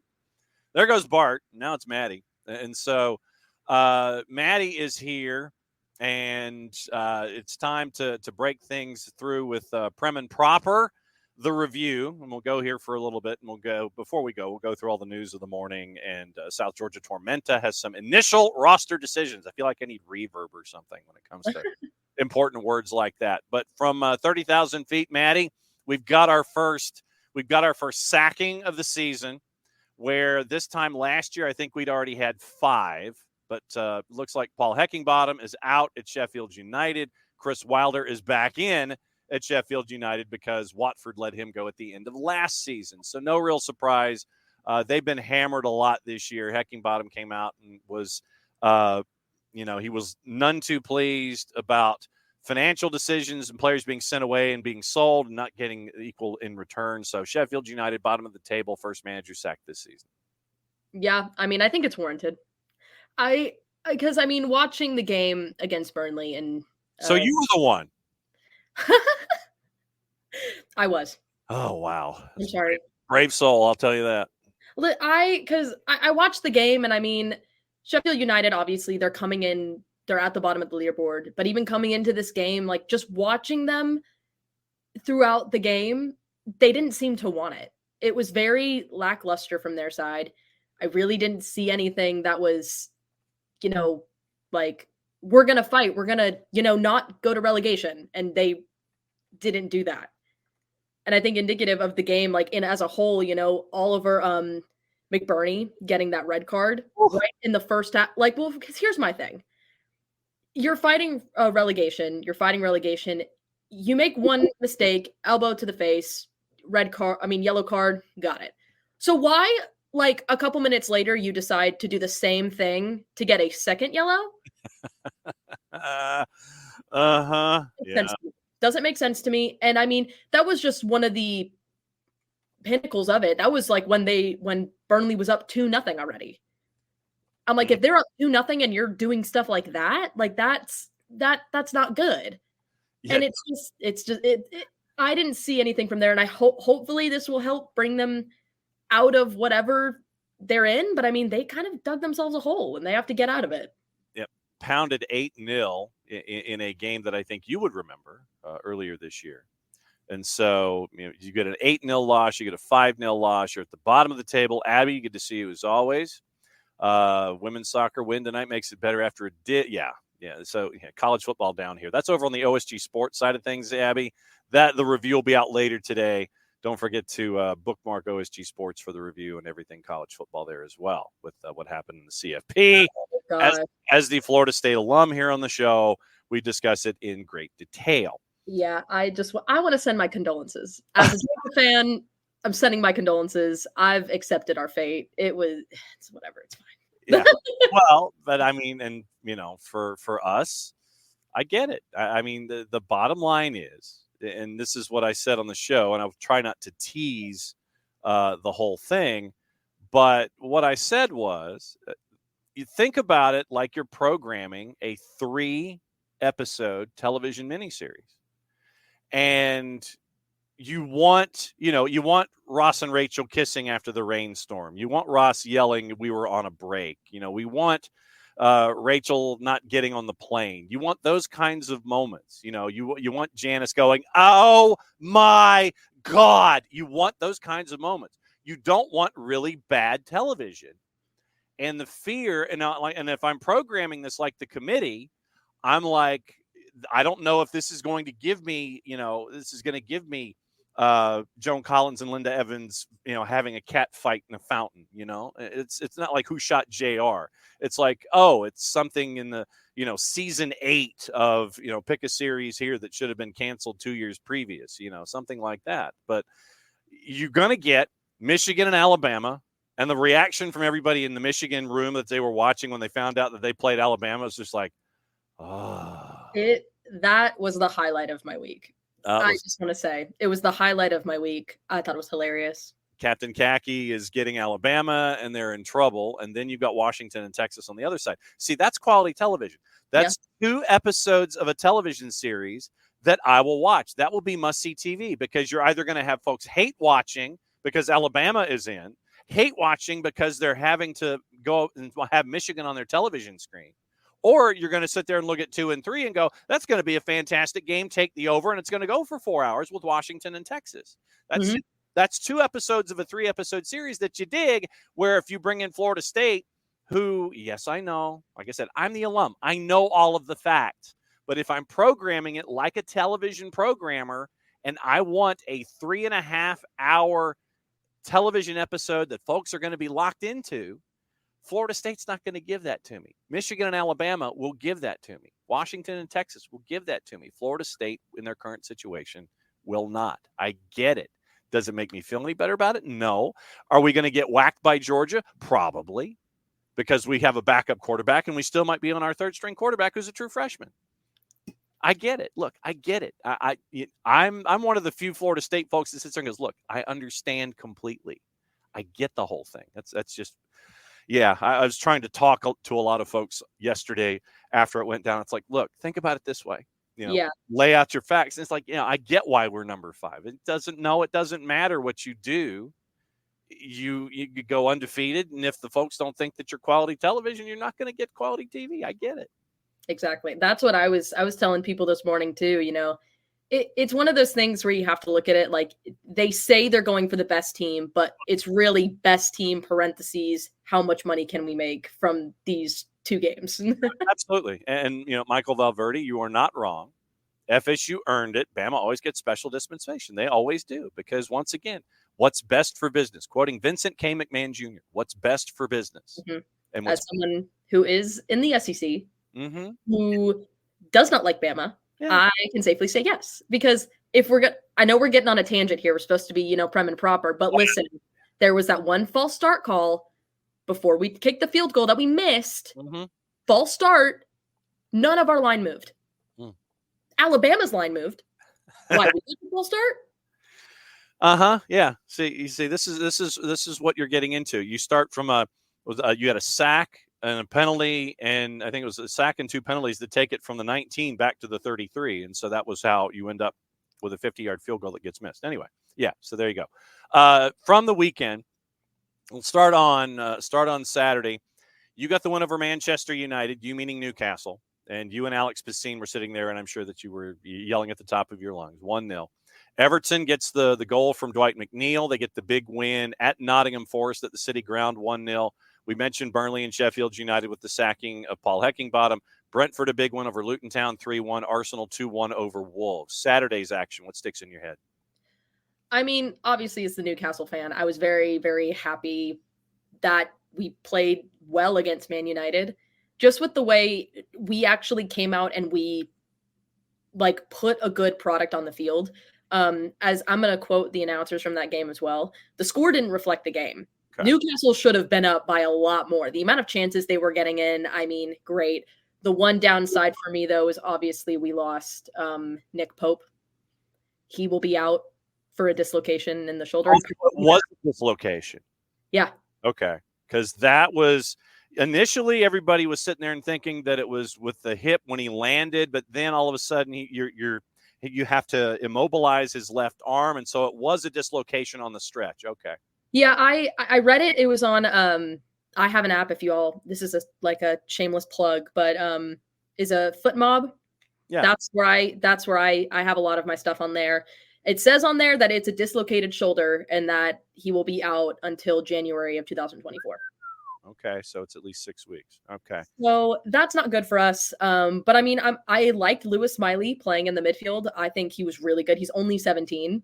And I mean, I thought he played great. I thought he really did a good job in that midfield creating those chances with the other players. But I'm trying to look through. I have my notes out. I have my notes out. I don't know. I am looking at the other ones here too. I mean, Burnley and Sheffield United was one that I was at the edge of my seat for a lot of. That was a really fun game. And then obviously Nottingham and Everton. Everton, this is what they needed. They needed a win. Yep. I think we said it in Prem and Proper before. Everton needed a win, and they got it. Yep. They got a win. It was very much a back and forth game. It could have gone either way, but Everton was the one who ultimately got the goal. And so it's about how they capitalize. And it was great. I like that game a lot too. 24 goals on Sunday, by the way. 24. 5 matches, 24 goals. The 3-3 craziness with Manchester City and Spurs, and really Manchester City could have scored at least 2 or 3 more. 1-1 West Ham, Crystal Palace. Liverpool down 3-2, comes back to score 2 goals in 2 minutes to win 4-3 at Anfield. Chelsea and Brighton had their batch of crazy at 3-2. And then Ollie Watkins scores late. Bournemouth had been winning most of the time at the Vitality. Ollie Watkins scores late. 2-2 draw. Bournemouth gets a point to continue to creep up the table, but 24 goals on Sunday, 5 matches. I have to say, as much as, I watched Saturday, I'm a Newcastle fan all the day. Sunday was probably some of the best Premier League soccer I've watched ever. I have no words. It was so fun. And a lot of people will talk about the Spurs and Man City. Personally, my favorite game was Liverpool and Fulham. Oof. Loved that game. The amount of strikes that Liverpool had, I was astounded. I was like, how do you shoot from there? Because you do. Because you do. And he just did it. Yeah. One of the announcers was like, oh, I don't think he's going to shoot from there. And then he did it. I was like, I was shocked too. I know it was a fun day of soccer on what was yesterday? Sunday. That's the word I'm looking for. And because this is a double match week, it's going to be literally Tuesday, Wednesday, Thursday, Saturday, Sunday again. So set your fantasy teams appropriately. Standings after the weekend. If computers would actually behave and they could, give me standings, I could actually tell you what they are. Arsenal 2 points clear of Liverpool, 3 of Manchester City. Villa's at 29 points. That's your top 4. Spurs, who broke their 3-game losing streak, they're now in 5th, 27. Newcastle at 26 with a record of 8-2-4. You've won 3 of your last 4. Manchester United either wins or loses. There is no draw. I feel like Yoda. 8-0-6, 24 points. Brighton's at 22. West Ham at 21. Then that second group, or Group 2B. Chelsea starts the bottom half of the table ahead of Brentford on goals scored. They're 3 more than that. They're tied 1 goal difference. Crystal Palace is at 16 points. 15 points for Wolves. Fulham's at 15 as well, behind on goal difference. Forest, keep an eye on Steve Cooper. They've lost 4 of 5. Bournemouth at 13 points behind on goal difference. Luton, Everton, Burnley, Sheffield United. That is where we are when it comes to the standings. But no Monday Night Football because we have action on Tuesday. So let's go through the schedule really quickly. Tuesday in the midweek, Wolves, Burnley, Luton Town, and Arsenal. Luton Town, by the way, in the Christmas side dishes is a plus 1250 to win at Kenilworth Road. Wednesday's the busy day. 6 matches, 2:30 and 3:15. Brighton, Brentford, that one should be fun. Crystal Palace, Bournemouth, Fulham, and Forest. Sheffield United, Liverpool. Sheffield United at home is a plus 1250. Villa, Manchester City, where Erling Haaland will probably be mad and take it out on Aston Villa to minus 132. Manchester United, Chelsea on Wednesday at 3:15. Then Thursday, Everton, Newcastle, Spurs, and West Ham. What sticks out in the midweek? I'm excited for Man United and Chelsea. I think that game's going to be interesting. With Man United playing the way they did against Newcastle, and then coming into the game against Chelsea. If I'm not mistaken, I believe, they're playing at home, which will be a great advantage for them. And then Chelsea coming off the 3-2 win against Brighton. Now, with that one, it was a little strange. I thought that they actually came out looking good in the game, and this is exactly what they needed after losing to Newcastle last week. Like, they needed a win. They needed a win, and especially in the way they did it. But I think one thing that is a bit nerve-wracking that they have to realize is, Chelsea was up by, I believe it was 2-0, and then they let Brighton come back. It didn't have to be a slim game, and Chelsea made it a slim game. Yep.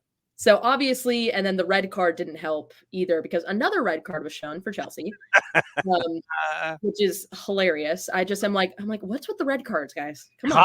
Connor Gallagher gets the red. Yeah, absolutely.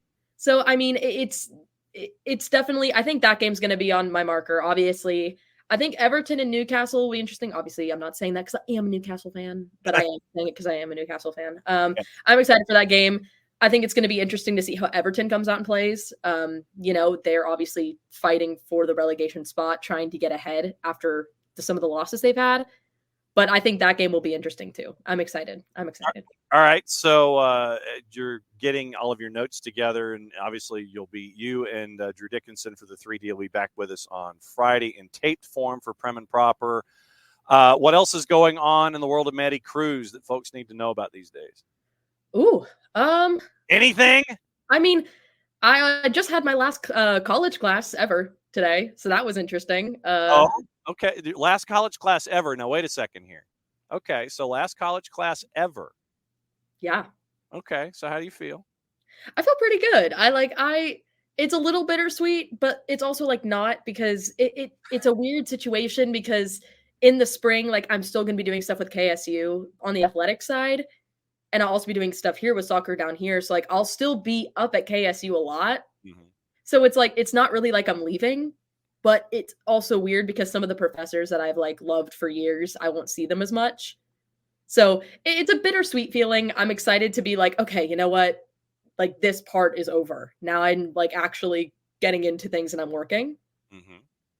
I don't know. It's a weird situation. It's weird. I don't know. Me and my friend had a call last night and I like reminisced because I took a sports broadcasting class like my sophomore year with her. And that's when I met her.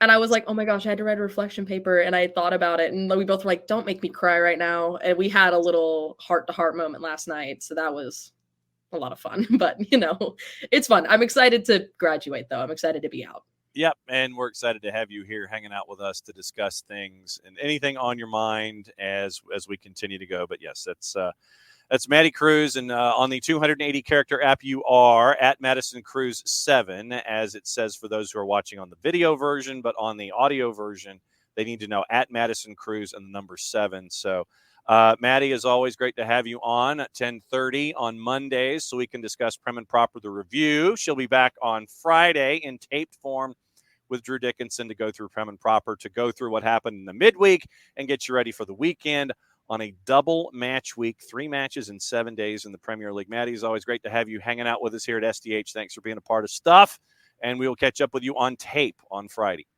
Absolutely. I'm excited. What she said. See, hands in the air like she does, in fact, care. So whoop, there goes Maddie. So, Maddie, we'll see you later. And there goes Maddie. And so now, with the final 15 minutes, we go through all the other news that's fit to print.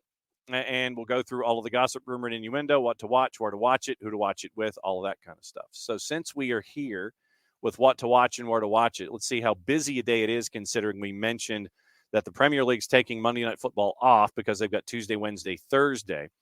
Turkish Super League Fenerbahce and Sivasspor is on at noon on BN. If you do not have BN, public service announcement, don't forget to join our friends at Fanatis, fntz.co/soccerdownhere. Helps out the network here, helps out Fanatis. If you don't have BN, if you don't have CDO, if you don't have For the Fans, if you don't have TEIC, if you don't have Gold TV, then you can pick up those channels by signing up for Fanatis. Jason got me hooked. I blame him. Women's College Cup final, as Abby and everybody else mentions, Florida State and Stanford's at 6 o'clock. It's on the U, on the four-letter family of networks. You have, once again, in Espanol, the simulcast for Fenerbahce and Sivasspor. ESPN Deportes has La Liga at 3 o'clock. Gold TV, once again on Fanatis, has Portuguese Primera at 3:15 with Sporting, and Uruguayan Primera at 6:30 with Nacional and Defensor Sporting. FA Cup, AFC Wimbledon, my boys, the Dons, they're playing against Ramsgate at 2:30. And once again, La Liga, Celta de Vigo, and Cadiz is on at 3. We'll go over what happened in the FA Cup in just a little bit. Not good news for Jessica Charman and her Reading friends. Paramount Plus, the Asian Champions League continues with 4 matches at 11 o'clock on Paramount Plus, plus 1 match at 1 o'clock with Al Ittihad and Sepahan. CONCACAF W Gold Cup qualifying. Aruba, Belize is at 2. Matches at 4, 6, and 7. Serie A on Paramount Plus at 2:45. Torino and Atalanta. So gossip, rumor, and innuendo, things left unsaid, and who might be going where, who won't be going anywhere, or who really wants to go someplace. Juve forward Matthias Sula, currently on loan at Frosinone, is attracting interest from the Premier League, with Newcastle leading the case for the 20-year-old Argentine. Manchester United could sell Jadon Sancho and Donny van de Beek to Juve for just £26 million. That's from the 3-letter paper. Take the information at your own peril. Sir Jim Ratcliffe, who's yet to complete a deal to take over Manchester United, is already in discussions about the future of the club's on-loan English forward Mason Greenwood. Everton players could seek compensation from the club for loss of earnings if they're relegated, following the 10-point penalty for financial rule breaches. Once again, that's from the 3-letter paper. Take the information at your own peril. And remember that also as a part of this, you have the 3 teams that were relegated that were impacted by Everton staying up and ended up in the championship. They could be pursuing, and they are no update on it yet, but it appears that they're going to be pursuing some kind of financial payback. 9 figures each is what we hear, £100 million from each club. And so if that happens, Everton could be hit again with another points penalty because of that particular legal action. So we'll keep an eye on that. France center back Jean-Claire Todibo remains a candidate for a winter move from Nice to Manchester United. Atletico Madrid president Enrique Cerezo says that Joao Felix will return to the club if Barcelona choose not to make his loan stay at the new camp permanent. It's from our friends at Goal. Manchester United midfielder Kobe Mainu will double his wages should he become a regular in the first team. That's from the Star. Currently, he makes £10,000. It could double to 20. Bayern Munich Germany forward Thomas Müller has been linked with a move to Manchester United after being urged by the Bavarian club's former captain, Lothar Matthäus, to seek game time elsewhere. 3-letter paper. Müller is likely to extend his contract until 2025 at Bayern Munich, with the German club's sporting director Christoph Freund pushing for the forward to get a new deal. Spain defender Marcos Alonso knows that Barca will not extend his contract beyond summer 2024, and the 32-year-old could return to the Premier League or move to Saudi Arabia when his deal comes to an end. Nottingham Forest could face a January transfer embargo over late fee payments owed to agents. That's from the 3-letter paper. West Ham set to apply to have the London Stadium capacity expanded to 68,000 on match days, which would make it the second largest Premier League ground behind Old Trafford. That is from the 4-letter paper. So take that information at your own peril as well. Also, So the sacking, sources have said that Heckingbottom has been sacked. Sky is saying expected to be sacked and replaced with Wilder. So still kind of up and down and off and around the page, but it appears that it is just dead man walking. We mentioned Erling Haaland facing an FA charge, possibly, after blasting Simon Hooper. We talked about that in Reffing Down here. Arsenal is going to apparently allow Aaron Ramsdale to leave in the summer. According to 90 Minutes, David Raya has usurped Ramsdale as Arsenal's number one since the 1-0 win over Everton in September. The club is set to activate an option to make the loan move from Brentford permanent. It's £27 million. With Raya ineligible to play against the Bees, Ramsdale was handed a starting berth at the weekend, and people were concerned about his distribution. Reports suggest Ramsdale keen to fight for his place upon arrival, but now wants to leave, if only on loan in the January window. Chelsea and Newcastle are reportedly tracking the 25-year-old, as are Bournemouth and Sheffield United. Jose Sa at Wolves has been linked with a move to Saudi Arabia, which could create an opening at Molineux. Erik ten Hag is battling to keep Manchester United players on side after Saturday's defeat to Newcastle, according to the four-letter. Report says there is a group in the squad that are growing, quote, disillusioned after their 10th loss of the season. Although a number of players are said to be backing Ten Hag and his staff, the four-letter claims there are concerns at the club that the mood inside Old Trafford will turn if results don't improve. Chelsea, Bayern Munich, and Liverpool in the next 2 weeks. Report says, once again, some of the problems are Ten Hag's intense training sessions.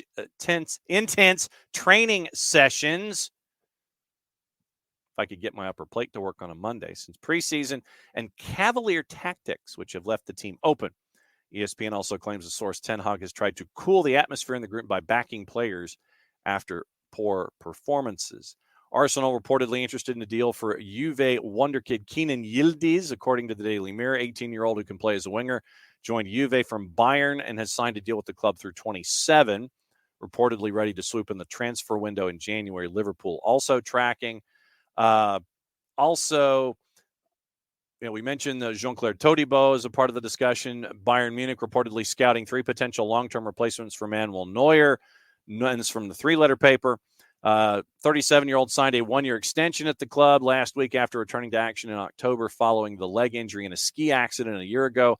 Mikey Magnon, who Nick knows very well at AC Milan, Swiss international Gregor Kobel, and on loan Alexander Nubel are being considered. Nubel's currently on loan at Stuttgart, and from Bayern is impressed in recent performances. Barca sporting director Deco has confirmed Vitor Roque will join the Spanish club in the January window, according to The Athletic. The 18-year-old forward set to join Barca at the start of 24-25 following the £26 million deal last summer.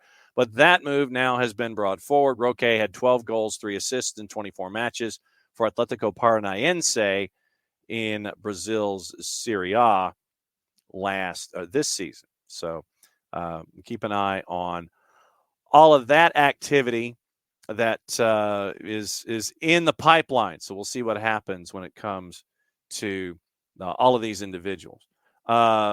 Requested, required, possible, probable reading for you. Once again, The Guardian says Heckingbottom is set for the sack, while others are saying, yes, he has been sacked. So we'll see what happens with all of that. But yeah, a massive number of goals that were scored in the Premier League on Sunday. FA Cup, great story about Mehdi Alito. 8th-tier club star has a musical alter ego, and he says that the power of a good tune can inspire an FA Cup set at AFC Wimbledon. Isthmian League Southeast Division, lowest-ranked team in the second round, and so that one will be on ESPN Plus. You can keep an eye on that one as well. In the Guardian, what was I going to?